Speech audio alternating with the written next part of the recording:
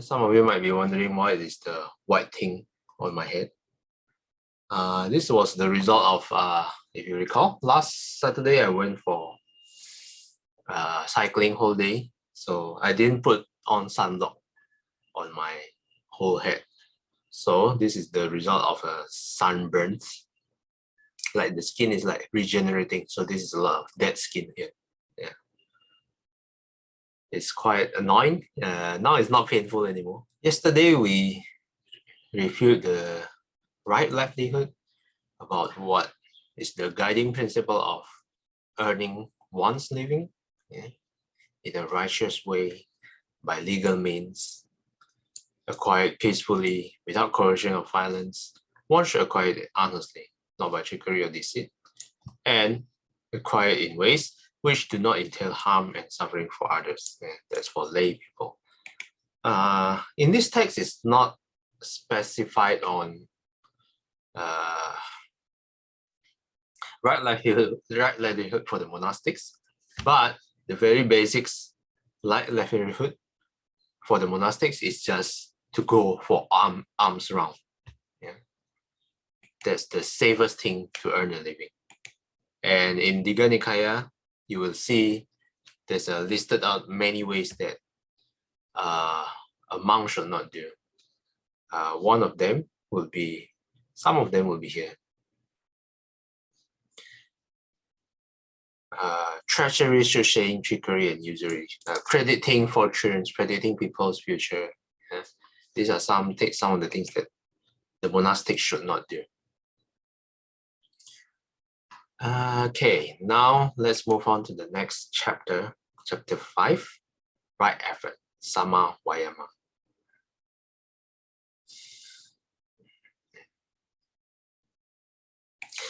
This factor onwards is the start of the division of concentration. It comprises the three factors: right effort, right mindfulness, and right concentration. It gains its name from the goal to which it aspires. Power of sustained concentration itself required as the support for insight wisdom. Okay, I will skip over the introduction for this. Okay, this one explained that energy, the mental factor behind right effort, can appear in either wholesome or unwholesome forms. The wholesome factor fuels this is the unwholesome. The unwholesome factor fuels desire, aggression, violence, and ambition on the one hand. On the other hand, generosity, self-discipline, kindness, concentration, and understanding. In right effort, the ascension involved in the right effort is a wholesome form of energy, but it's something more specific. Energy in wholesome states of consciousness directed to liberation from suffering. So let's see. Why is this important? The last qualifying phrase here is especially important. What is the last qualifying phrase? This one. Directed to liberation from suffering. Yeah. Because if we use our energy, we can use our wholesome energy to do our daily, to achieve our daily life goals. For example, I exert energy to run around the block. I exert energy to work hard and earn a lot of money. Yeah. But in right effort, this is the narrower sense of wholesome energy. Yeah. We specifically want to direct our energy to liberation, to enlightenment.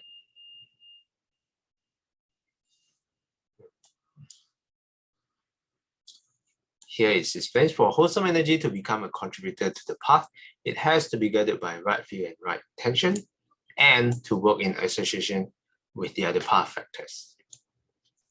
Otherwise, as the energy in ordinary wholesome states of mind, it merely engenders an accumulation of merit that ripens within the round of birth and death. It does not issue in enlightenment, in liberation from the round.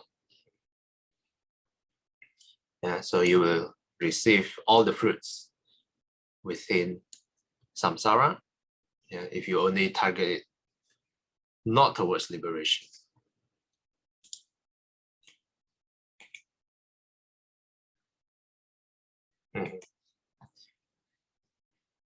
This line is also quite important.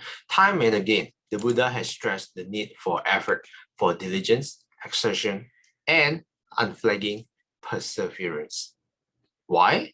The reason why effort is so crucial is that each person has to work out his or her own deliverance. The Buddha can only point out the way, point out the path to liberation, but we ourselves have to walk the path. The rest involves putting the path into practice, a task that demands energy. And this energy is to be applied to the cultivation of the mind, which forms the focus of the entire path. We start with our defiled mind, afflicted and deluded. The goal is a liberated mind, purified and eliminated by wisdom. How do we reach the goal from defiled mind to undefiled mind? It's unremitting effort. What comes in between is our effort.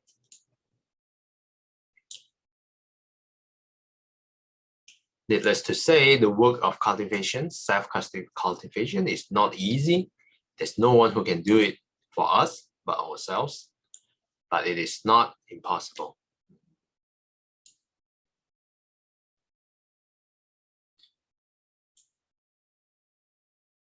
The Buddha himself and his accomplished disciples provide us the living proof that the task is not beyond our reach. They assure us too that anyone who follows the path can accomplish the same goal. How to accomplish that goal? What is needed is effort. The work of practice taken up with the determination. I shall not give up my efforts until I have attained whatever is attainable by manly perseverance, energy, and endeavor. This is taken from Majjhima Nikaya 70.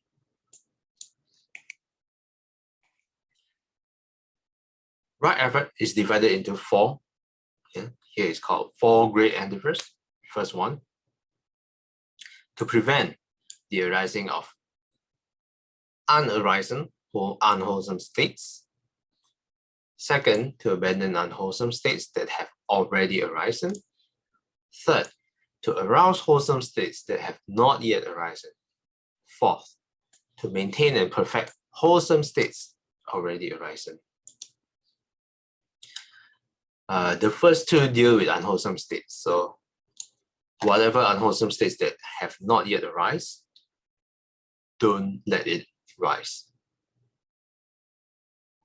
Whatever unwholesome states you already have, abandon it.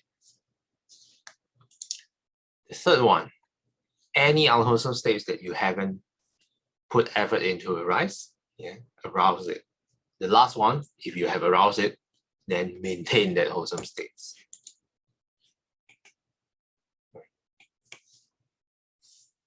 What are the unwholesome states? Specifically, the defilements, the thoughts and intentions derived from the defilements. And then sometimes it can also breaking forth into action or just remain confined within the mind. The opposites, the wholesome states, are states of mind untainted by defilements, especially those conducing to deliverance.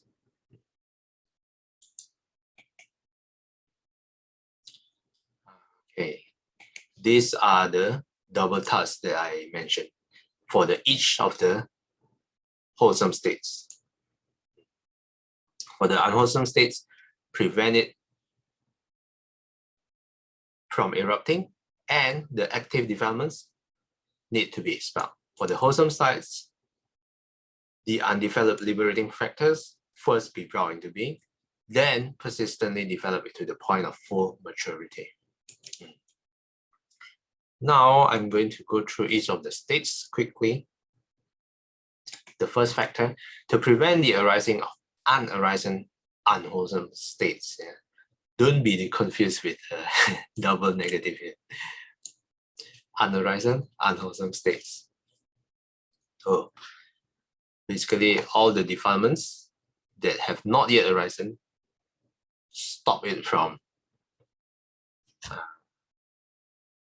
springing up. Yeah. Here in the disciple rouses his will to avoid the arising of evil, unwholesome states that have not yet arisen. He makes effort, stirs up his energy, exerts his minds, and strives. From Anguttara Nikaya 4.13. The first one, it involves overcoming the 5 hindrances. What are the 5 hindrances? Sensual desire, ill will, dullness and drowsiness, restlessness and worry, and doubt. This one, this is the Pali word. Kamachanda Vyapada Tinamida Udacha Kukucha Vichikicha.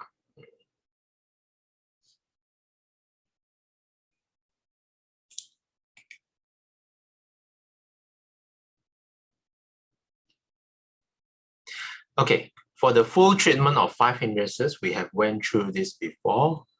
There's a one essay that's really comprehensive in dealing with the 5 hindrances. Let me pull that up.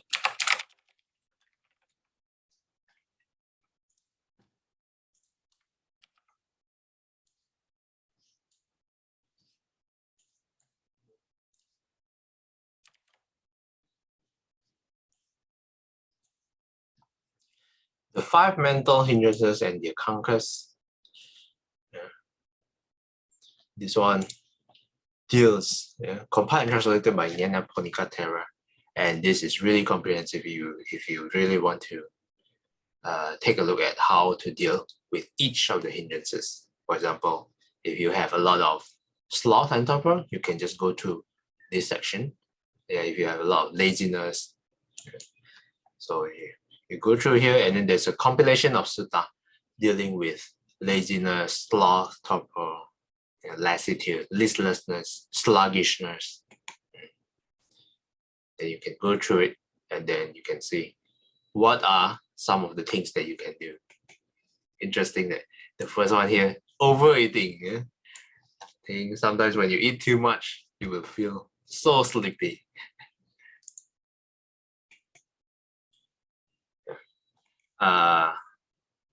We have dealt with these 5 hindrances extensively in the past, so check out the past videos if you would like to revisit.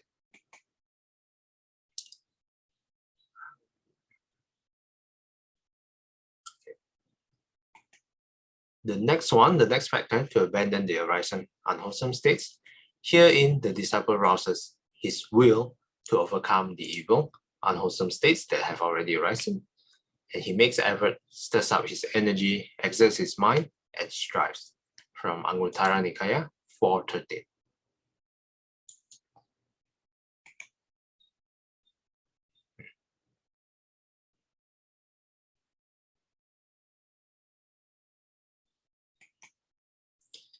Despite the first effort at sense control, the defilements may still surface. So when it surfaces, what should we do? We should try to abandon it. He does not retain any thought, ill will, or harmfulness, or any other evil and unwholesome states that may have arisen. He abandons them, dispels them, destroys them, causes them to disappear.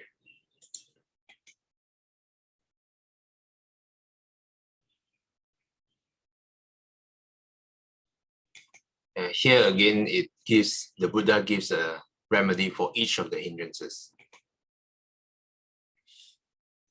For desire, for example, the remedy is the meditation on impermanence. which knocks away the underlying prop of clinging, the implicit assumption that the objects clung to are stable and durable. If the desire is in the form of sensual lust, one antidote that you can use is the contemplation of the unattractive nature of the body. The remedy for ill will is meditation on loving kindness. You can revisit this in the second factor, right intention. One of right intention is intention of goodwill. So you can revisit that chapter if you'd like to explore. The meditation on loving kindness. Dispelling of dullness and drowsiness. There are several methods you can use. Visualize a ball of light, getting up, doing walking meditation, reflection on death, making a firm determination to continue striving. Use whatever works for you. Restlessness and worry. How to counter it? What's the remedy? We can try turning the mind to a simple object that tends to calm it down.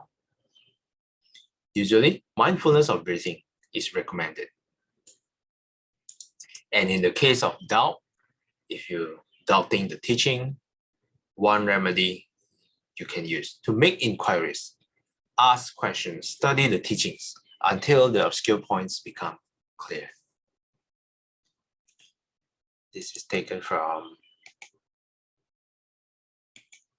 Okay, for full treatment of the methods for dealing with the hindrances, you can take a look at the commentary to the Satipatthana Sutta, Digha Nikaya 22 or MN 10.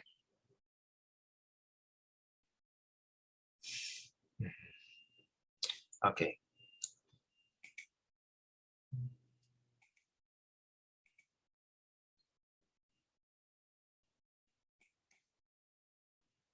Okay, I'm going to finish this part quickly. The one that we went through deals with the specific of the hindrances, and the other four utilize general approach. The second marshals the forces of shame and moral dread to abandon the unwanted thought. One reflects on thoughts as foul and ignominious, consider its undesirable consequences until an inner revulsion sets in. This one specifically, if you would like to do a very kind of like crime or punishable by the law, yeah, you will think of this. Firstly, the moral dread, forces of shame. Firstly, why? When you do this kind of thing, you get arrested by the police, and especially in Singapore, your name is likely to appear in the news. So there's a forces of shame involved. Imagine if your name appears in the news because you're doing some crimes, and then all your family will be able to, all your family and all your friends will be able to read about it, and you will also feel ashamed. So this is the forces of shame. Because of that, it prevents you from doing an illegal activity. For example, worldly example.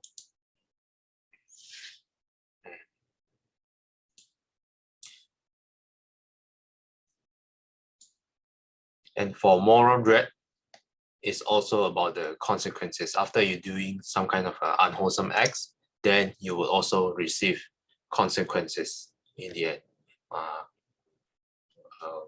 One example is, of course, you get arrested. Then if you don't want to get arrested, then don't do illegal stuff. But here specifically refers to unwholesome acts, not just any illegal activities. It can be something as simple as lying to your family, lying to your friends, and then your reputation will get tarnished and people will know you as a liar. Yeah, there will be on the forces of shame. And as a result, people would lose trust in you as well if you are a compulsive liar, yeah, and then there will be the consequences to your actions. Yeah. people losing trust in whatever you say or whatever you do. Okay. Marcel, just now you were saying what the monastic shouldn't do. There are many listed in the sutta. That's a good question. From what I can recall, like predicting the future is one of them. Yeah. For a comprehensive list, I need to take a look at the sutta again. But fortune telling is something that I noticed some temple still doing. So thanks for the question. I'll check it. I'll check the full list and let you know. Okay. Okay, I think this is a good time to stop. Any questions or comments?